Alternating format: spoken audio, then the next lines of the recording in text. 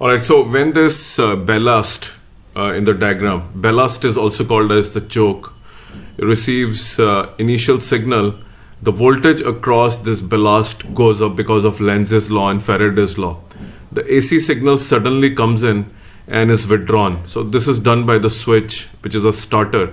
So therefore the inductor or the ballast has a very high back EMF generated, which then gets applied to the two filaments.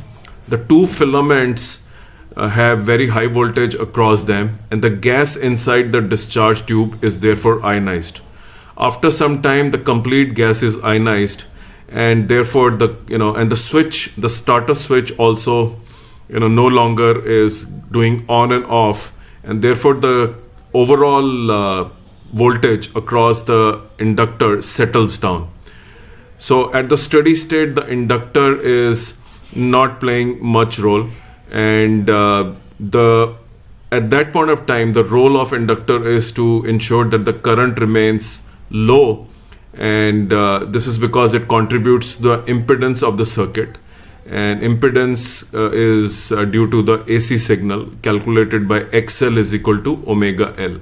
So you cannot use a resistor instead, because resistor will mean loss of power, and if inductor is used, there is no loss of power. Thank you.